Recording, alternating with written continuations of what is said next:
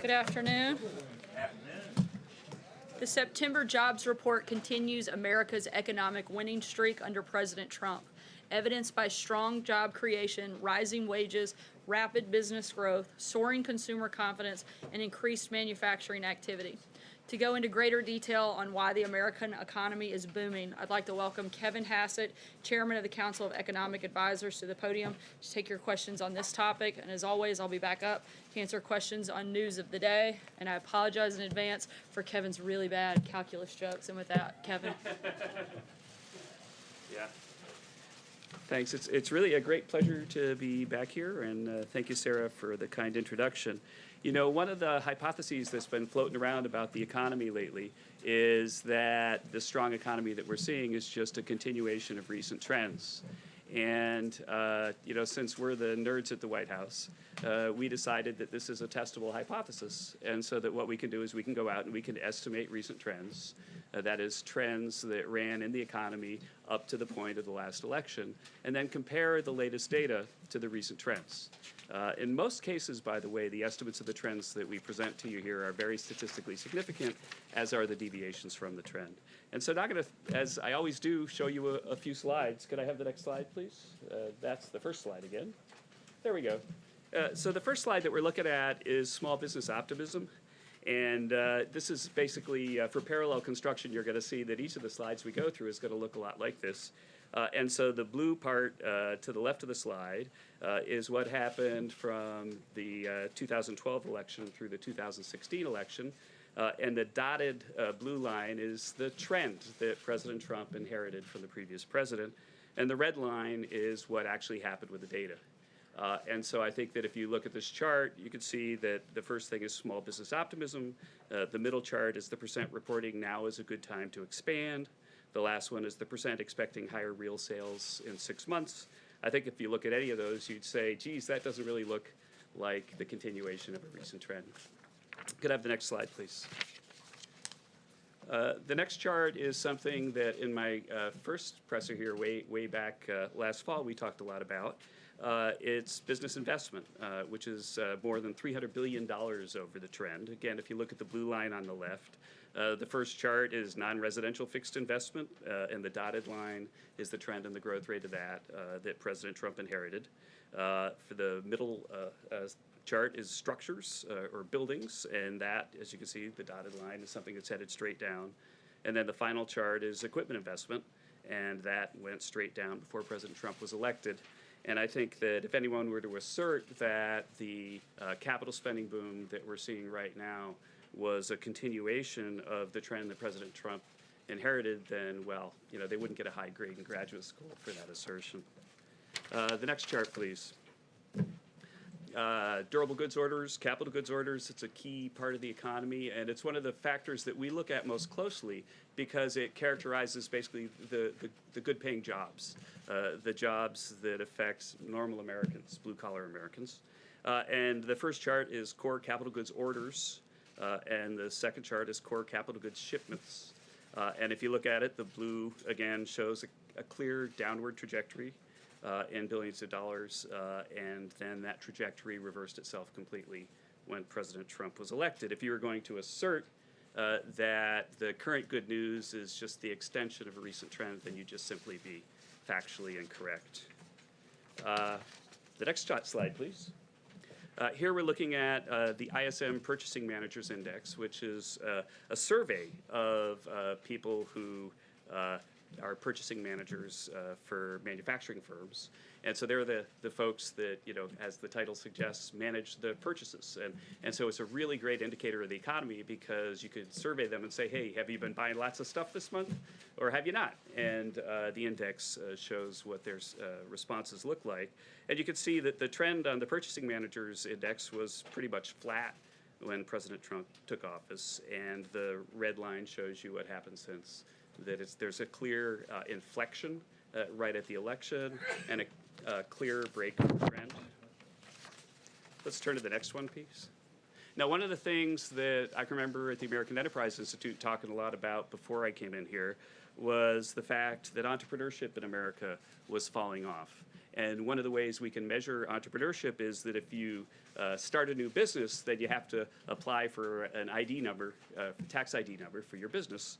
And so in this chart, we've plotted the EIN applications for new businesses.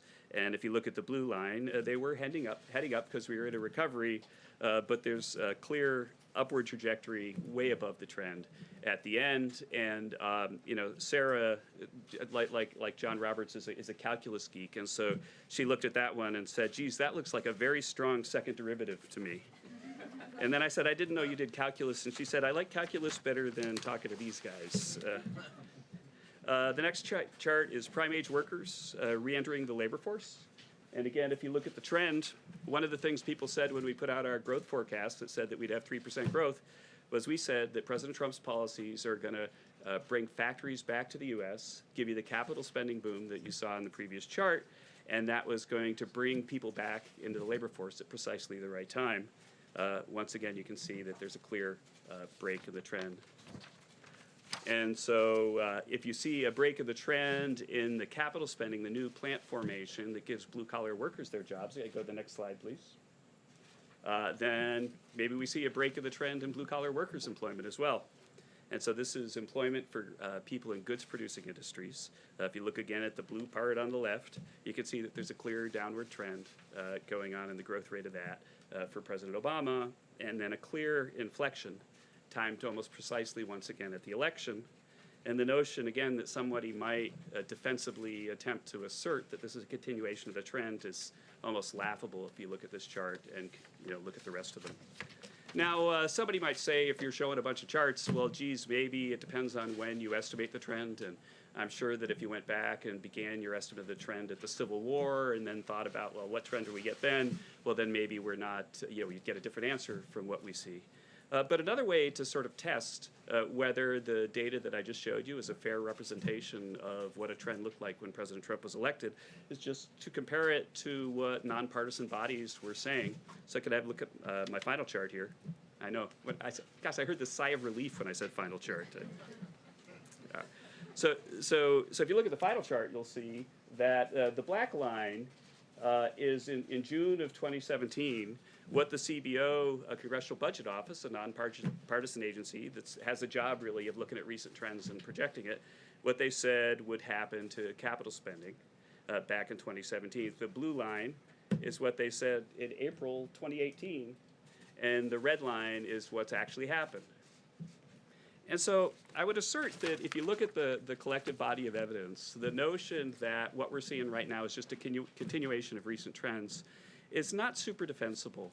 And I think that I know that we're in a political time and passions are high, but as geeky economists, one of the things we have to do is think ahead to what historians will think when they look back at this time. And I can promise you that economic historians will 100% accept the fact that there was an inflection at the election of Donald Trump and that a whole bunch of data items started headed north. They will, of course, argue for a long time about why that happened. But my final thought for you is just this, that when they do that, and when you watch people do that in the media going forward with op-eds and so on, that you should watch out for ex post theorizing. As an economist, one of the things I most care about is an ex-ante theory, something that happens before, and then let's watch the data and then see if it agrees with the theory. That's how you test a theory. You might recall that I came back here last fall, and I told you that if we had the tax cuts that President Trump advised that he pursued, if we passed them, then there'd be a boom in capital spending this year. In fact, we provided estimates at the time last fall that said that capital spending this year would go up about 11% because of the tax cuts. So far in the first half of the year, capital spending is up 10%. And so you don't have to really reach far for a theory of what happened. President Trump deregulated the economy. We've talked about how that affects growth. The tax cuts have had exactly the predicted effect on the economy. That's brought businesses back to the U.S., factories back to the U.S., and created jobs for ordinary Americans. It's clear in the data that there's been a trend break, and with that, I look forward to taking a few questions before I hand it off to Sarah to talk about other things, and I'll let Mr. Roberts go first, and then I'll maybe try one for each row because I know I'm not allowed to go for the whole time. All right, Kevin, based on the information that you have given us, where did the revenue derive from all of these increasing trends meet the deficit line caused by the tax cuts? It's a great question. One of the things that we could talk about, in fact, Sarah, let's have a whole other briefing. Well, after we do the calculus briefing, let's do a briefing on the deficit. But one of the ways to think about it is that there's been a big change in tax law and a big change in spending policy. And in the tax law side, you could remember that the dynamic score for the corporate tax was that it would have a very, very low cost. And I think that the cost estimate, not dynamically scored, and Tyler will nod for me, was about $400 billion in the final bill over 10 years. And clearly, the growth and the investment boom that was projected by CBO was a significant underestimate for what's happened already. And so I think that the notion that the corporate tax side has about paid for itself is clearly in the data. On the individual side, there was about $1 trillion cost. About $700 billion of that was a refundable child credit that got expanded at the last minute to get the votes they needed to pass it. Now, a refundable child credit is very sound policy for people who care about equality of opportunity or families with children. President Trump supported it wholeheartedly, but not at the size that it came out. And the child credit, though, is not something that you would expect would pay for itself.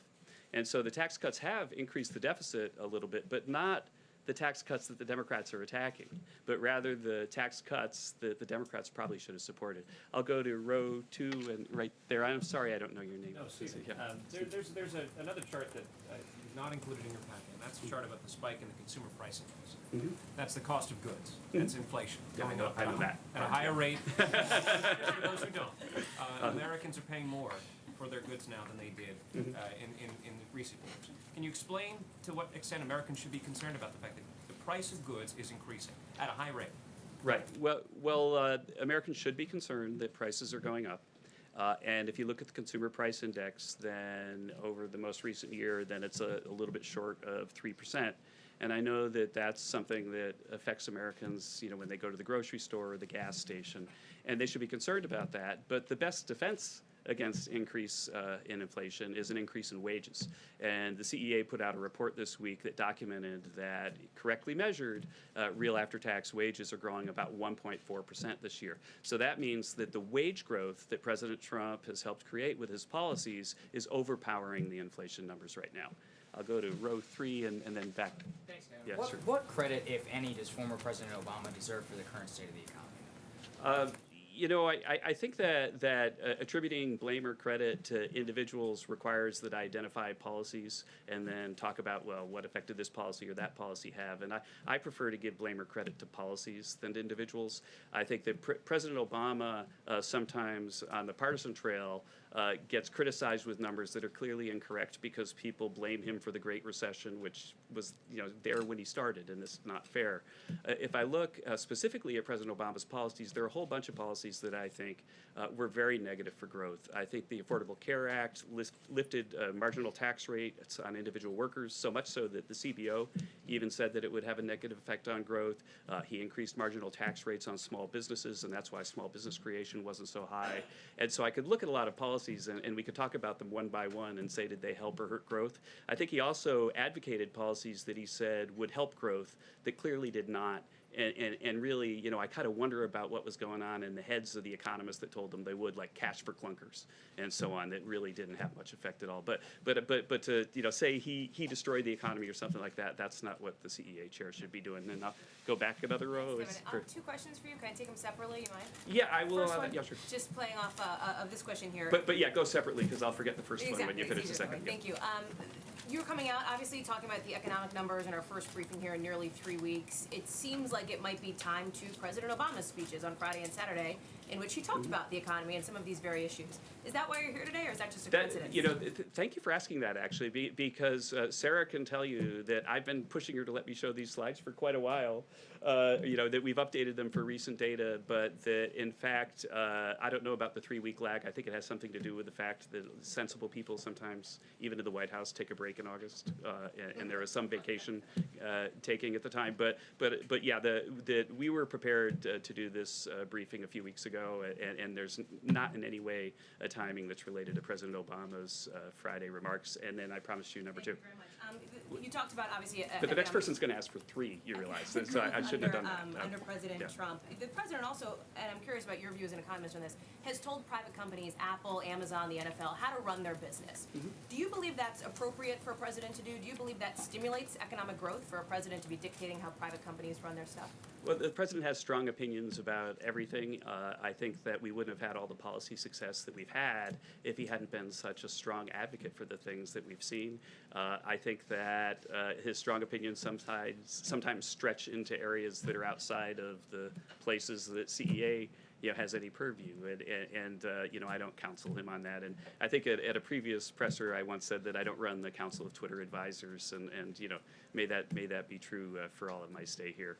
I'll go back to the blue shirt in the back. Yeah, yeah.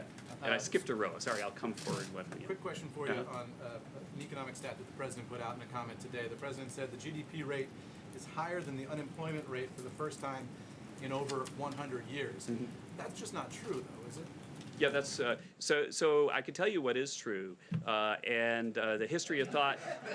Let me just say that the history of thought of how errors happen is not something that I can engage in because like from the initial fact.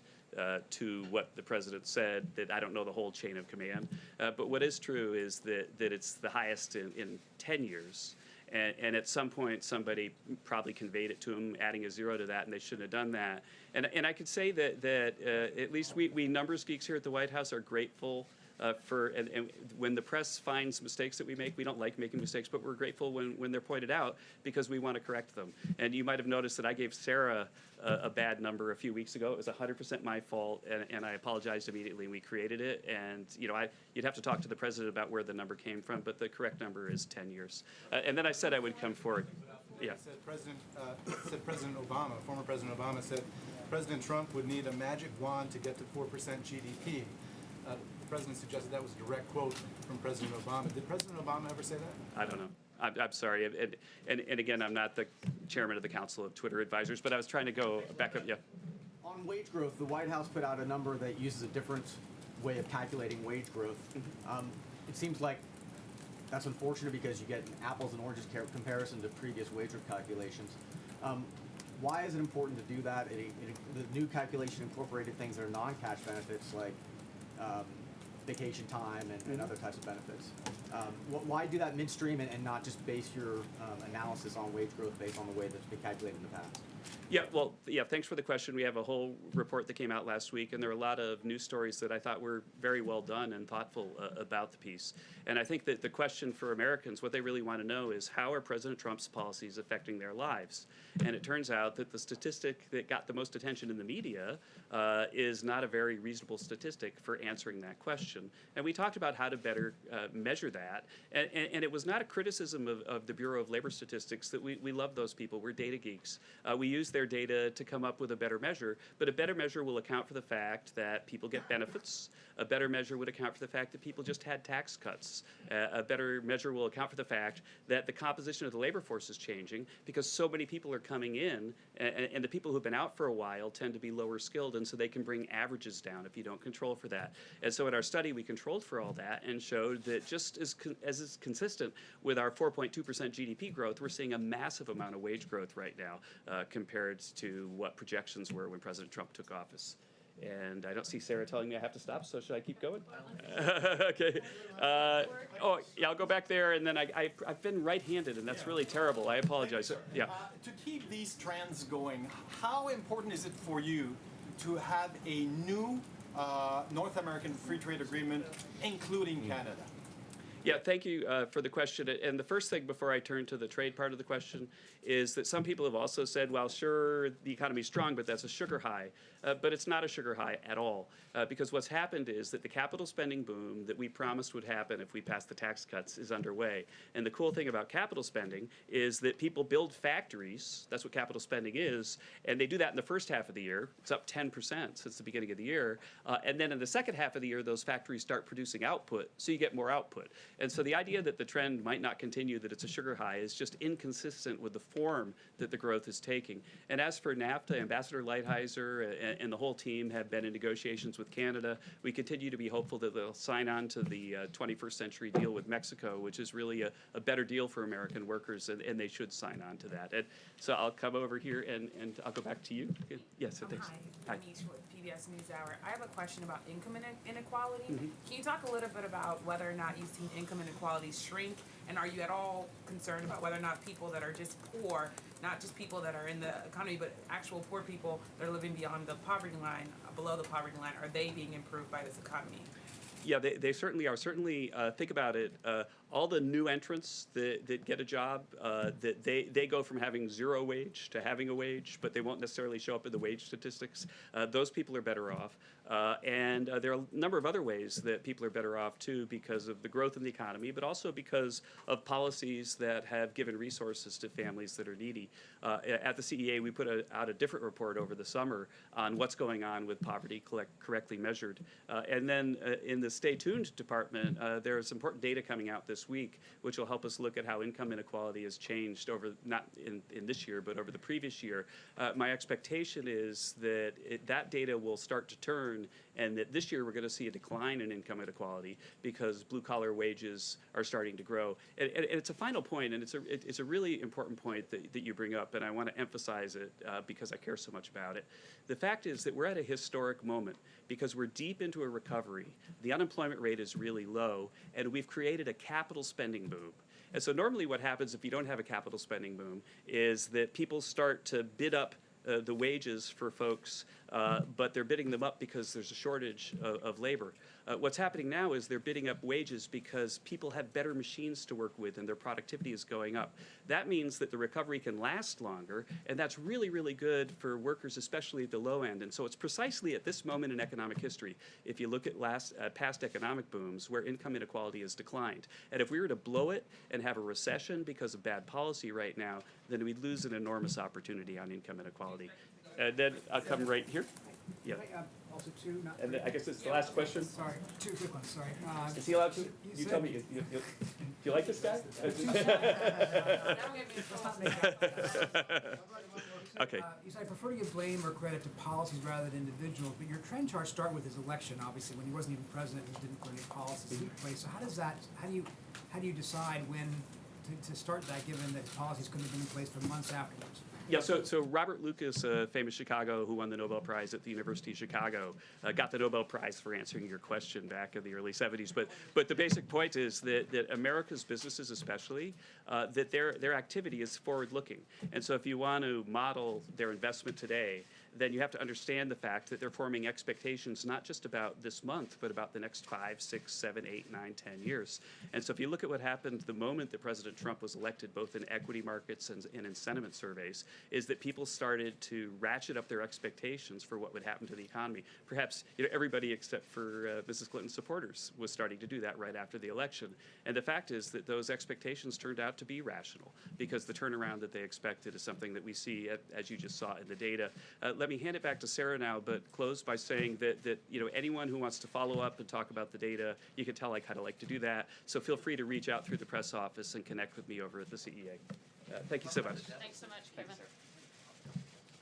Thank you, Kevin. Couple of announcements and updates, and I'll take your questions. Last week, the Senate Judiciary Committee, under Chairman Grassley, conducted a thorough and transparent week of hearings, allowing each senator ample time to thoroughly review the nomination of Judge Brett Kavanaugh. Unfortunately, many committee Democrats and protesters attempted to turn the hearing into a circus. Nonetheless, Judge Kavanaugh demonstrated exactly why President Trump nominated him.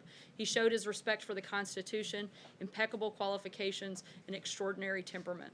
Judge Kavanaugh reinforced the bedrock principles of judicial independence and the rule of law. And we look forward to the Judiciary Committee completing its review and advancing his nomination. On another matter, later today by phone and also tomorrow in person at the White House, President Trump is scheduled to receive a briefing from DHS Secretary Nielsen and FEMA Administrator Long. The latest briefing is part of the President's monitoring of multiple storms that are predicted to affect the U.S. in the coming days. The White House has been in contact with governors' offices and local authorities in Guam, the Northern Mariana Islands, Puerto Rico, U.S. Virgin Islands, Hawaii, Florida, Georgia, South Carolina, North Carolina, Virginia, West Virginia, Maryland, Delaware, Pennsylvania, New Jersey, and New York just since Saturday morning. Lines of communication remain open, and the federal government stands ready to assist. These tropical storms and hurricanes are very dangerous, and we encourage anyone in the path to heed the warnings of state and local officials who have the expertise and knowledge of their communities to provide the best on-ground information. Lastly, we extend our deepest condolences to the family of Secret Service Agent Colin Johnson. Agent Johnson has served his country honorably, first as a Marine and then in the Secret Service. Many of you know him. He was larger than life, literally, was a great friend, father, husband, and member of the United States Secret Service. The men and women in the Secret Service are among the most honorable and dedicated public servants you can find anywhere in the world, and Colin was among the very best of them. And although he was assigned to Chief of Staff John Kelly, he was always there to help anyone who needed it. Our hearts are broken, and Agent Johnson will be greatly missed. Our prayers are with his entire family. And with that, I'll take your questions, John.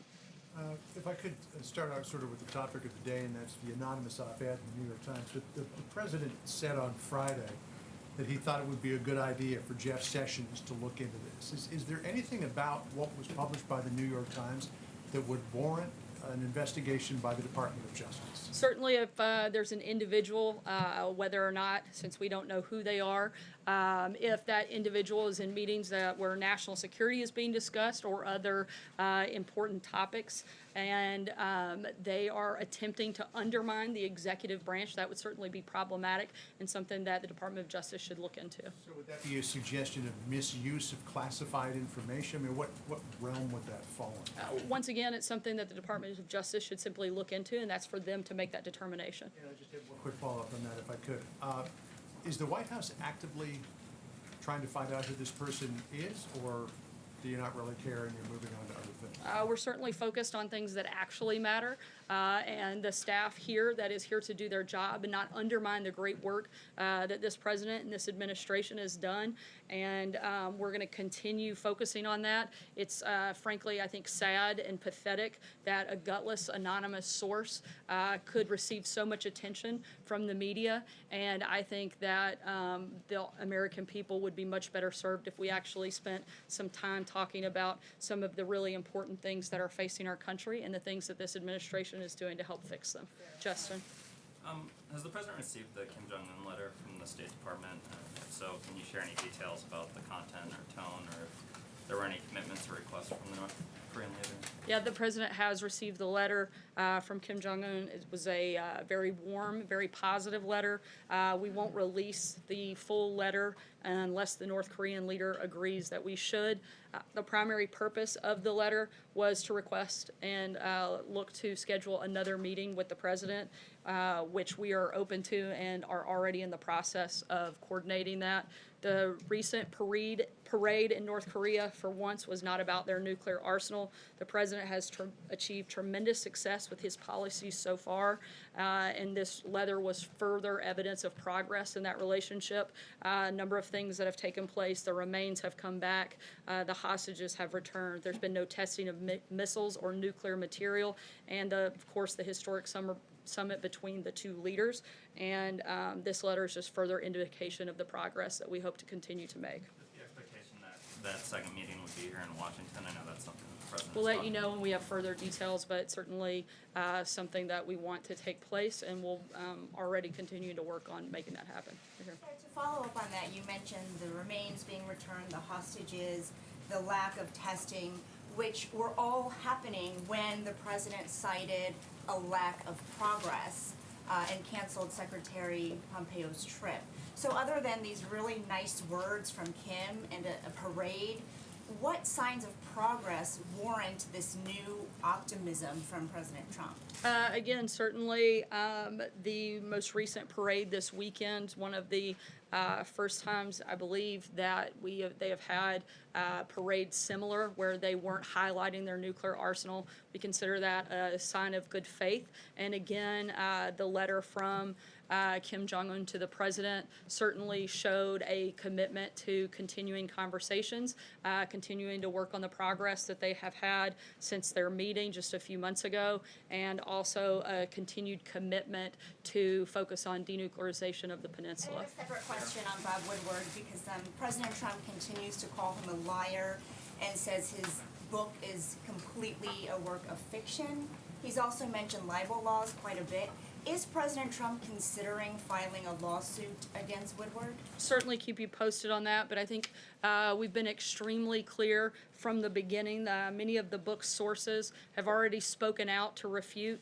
A couple of them, Chief of Staff John Kelly, aggressively pushed back in this. General Mattis aggressively pushing back in the claims. John Dowd also pushing back against the things that are attributed to him. And a number of people have come out and said that Woodward never even reached out to corroborate statements that were attributed to them, which seems incredibly reckless for a book to make such outrageous claims, to not even take the time to get a $10 fact checker to call around and verify that some of these quotes were happened. When no effort was made, it seems like a very careless and reckless way to write a book. John? Sarah, the president said that he was looking into whether or not to take action against the New York Times for publishing the anonymous op-ed. Does the president not think that that op-ed is protected by the First Amendment? Does he really think that the federal government should contemplate action against a newspaper for publishing an article? I think it's less about that part of it and whether or not somebody is actively trying to undermine the executive branch of the government and a duly elected president of the United States. If they don't want to be part of that process, they shouldn't be here. If I guess, he tweeted earlier, and it's been a while since we've had a chance to talk to you, so this goes back a little while, but he tweeted last week that suggesting that the Justice Department should not be investigating, should not be prosecuting those two Republican congressmen because it might hurt Republican chances in November. Is the president really trying to suggest or outright saying that the Justice Department shouldn't be investigating or prosecuting allies of the president if it might hurt his party's political chances? Certainly, the president thinks that no one is above the law. What he would like to see is a fair playing field, that there also be, there have been a number of concerns raised about individuals both in the FBI and the Department of Justice that have been ignored, and we'd like to see those looked at as well. Steve? But those two prosecutions, he doesn't want to go forward because they're his allies? I can't weigh in right now on an active investigation, but I can tell you that the president doesn't think anyone is above the law, and we're simply stating that there should be cause for concern of a number of things that have happened both in the Department of Justice and the FBI that we'd like to see those looked at as well. Back to North Korea, how soon would you like to have this second meeting? I don't have any specifics on the exact timing, as these conversations for the second meeting are taking place now, and as we have more details, I'll certainly let you know. Could you just update us on where the Canada trade talks stand? We continue to have ongoing conversations with the Canadians and are still hopeful that we'll come to an agreement with them. Jeff? Sarah, do you know if the president believes these denials that have been coming in from some of his top advisors, or does he believe that it's someone from within? And does he believe that lie detector tests should be issued as the vice president volunteered to do on Sunday? No lie detectors are being used or talked about or looked at as a possibility. Frankly, the White House and the staff here are focused on doing our jobs and trying to show up here every day and do what we can to help better the American people, not deal with cowards that refuse to put their names in an anonymous letter. He tweeted something on Friday after George Papadopoulos was sentenced. He said 14 days for $28 million, $2 million a day, no collusion. What was he talking about, the $28 million? I'd have to go back and check and look at that. I didn't see that. Sorry. The price tag of the Rush investigation? Because if so, that's highly inflated. Again, I'd have to check, Jeff. I'm not sure of that reference. Sorry. Decision if he'll testify yet or not? If I can just follow that as That's a question I refer you to outside counsel. David? It's Pennsylvania tomorrow. What does he plan to say, and what does he hope to accomplish with this year's 9/11 address? Certainly the focus will be on remembering that horrific day and remembering the lives that were lost, and certainly honoring the individuals who were not only lost that day but also put their lives on the line to help in that process. He'll be there, and the Vice President will be here in Washington, D.C. at the Pentagon. David? Sarah, thank you very much. I'm assuming you've read Bob Woodward's book. I know a lot of us have. Can we expect, other than repeating denials from General Mattis, General Kelly, John Dowd, can we expect the White House to give us a list of all the things in the book that are wrong and that qualify Woodward to be a liar? I think that would be a complete and utter waste of our time, Okay, so well, no. Hold on a second. Because then that goes to this Quinnipiac poll that came out today that says 55% of Americans believe that the op-ed writer in the Times is right. And the president's getting a 60% negative rating on the honest and truthful. 60% of Americans think he's a dishonest person. So does the president think he can actually win a credibility battle with Bob Woodward, who's an august member of the press corps, helped take Richard Nixon down, and is a legend? How can he win that credibility battle? Once again, I think I would certainly rather take the actual on-record account from people who are here, who have been working in this building, who have interacted with the president day in, day out, like General Mattis, like General Kelly, like myself, not disgruntled former employees that refuse to put their name on things when they come out to attack the president. I think that those are far more credible sources and certainly far more reliable voices within this administration, and that can accurately tell what's taken place in the building behind Is me. the president still a credible voice? Absolutely. John? Thanks a lot, Sarah. You've said a lot, the president has said a lot about the publication of this op-ed. You've called it, the president has called it a betrayal. You've called it an act of disloyalty. But the president, as has been mentioned quite a few times, even here in this briefing, has called on the Department of Justice to investigate the publication of this op-ed. There is no violation of the criminal code that goes along with the publication of this op-ed, so I'm a little curious as to what it is that the president believes may have been violated in the law as it relates to the publication of this op-ed piece. Once again, we would consider someone who is actively trying to undermine the executive branch of our government inappropriate and something certainly to cause concern, and they should take a look at it. What's the criminal violation then? Well, once again, we're just saying that this gives a great level of concern, and they should look into it. It's not a violation of the law. Just being concerned is not a violation of law. I'm just looking to see. I'm not an attorney. It's the Department of Justice to make that determination, and we're asking them to look into it and make that determination. And they certainly are fully capable of doing that. But someone actively trying to undermine the duly elected president and the entire executive branch of government, that seems quite problematic to me and something that they should take a look at. John? Thank you, Sarah. Just to try to specify this a bit, is the White House treating the anonymous op-ed writer as a full-fledged breach of security matter, and is the FBI investigating both staff and their means of communications, cell phones and computers and the like? I'm not aware of that level. That wouldn't be something I would be a part of. But certainly, as I just told your colleague, we think that there is a concern here and it should be looked into. David? One other question. Sorry, go ahead, John. Did the, obviously the whole world watched when Jair Bolsonaro, the front-running Brazilian presidential candidate, was stabbed last week. Has the president called or sent any statement to his family at all? I'm not aware that the president has, but I do believe members of the administration have reached out, and I'll work to get you the specifics of who that was. David? Sarah, what does the president make of all of this talk of the 25th Amendment and some of what he hears on media outlets regarding the word crazy talk? It seems like there's a lot of talk about that on many of the mainstream media outlets. I think we would say that it's about as ridiculous as most of Bob Woodward's book. The fact that that's actually being honestly discussed is ridiculous, and frankly, it's insulting to the nearly 62 million people that came out and overwhelmingly supported this president, voted for him, supported his agenda, and are watching and cheering on as he successfully implements that agenda every single day. Sager. Thanks, Sarah.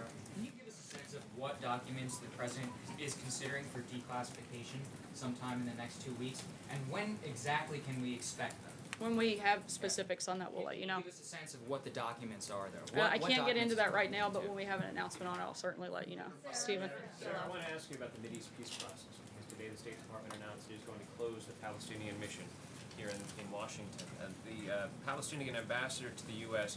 accuses this country of murdering the peace process and undermining its role in the peace process. The State Department says that it's not retreating from our efforts to achieve a lasting and comprehensive peace. Which is it, and how is the United States still an honest broker in this process?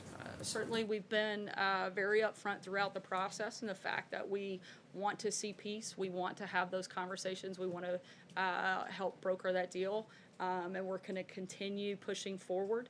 Beyond that, I don't have anything specific on it today. Close the office. The Palestinians are saying that the U.S. can no longer be an honest broker. This is another example, they say, of the fact that the U.S. is too aligned with Israel. Is that not the case? Certainly, we have a great deal of support with our friend and ally in Israel. But again, we are as committed today as we've ever been to the peace process. Thank you. On Friday, President talked about a new deal trade deal with India. What kind of trade agreement he's talking about? What kind of agreement he wants with India?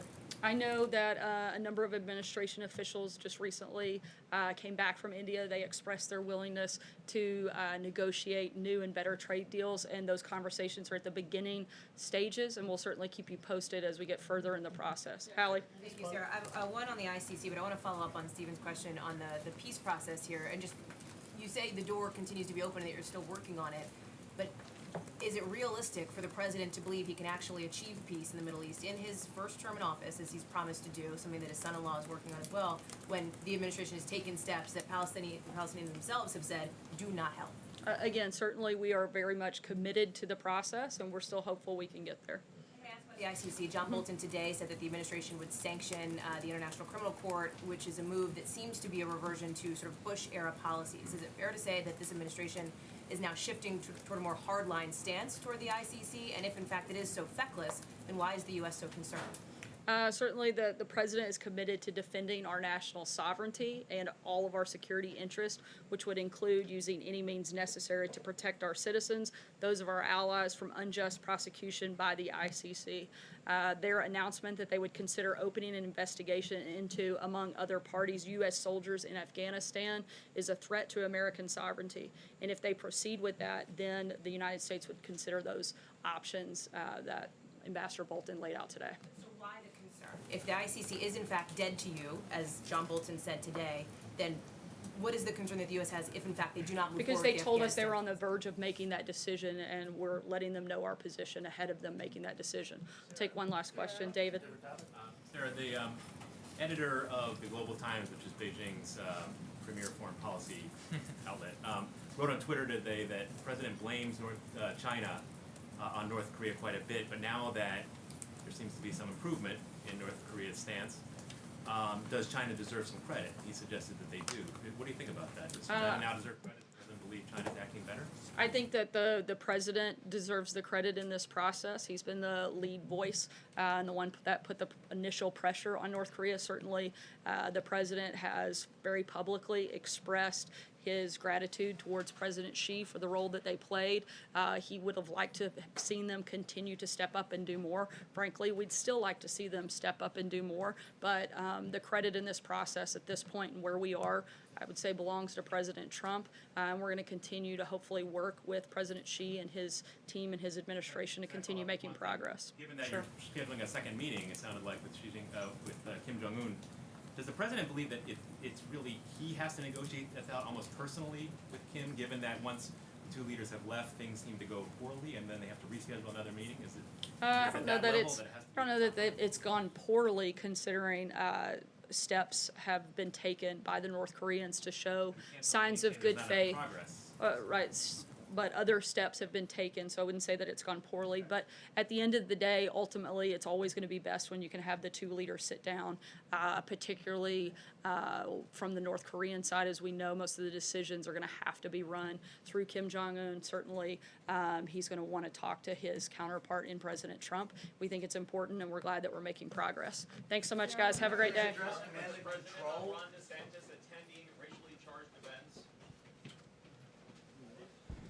Yeah, I got you.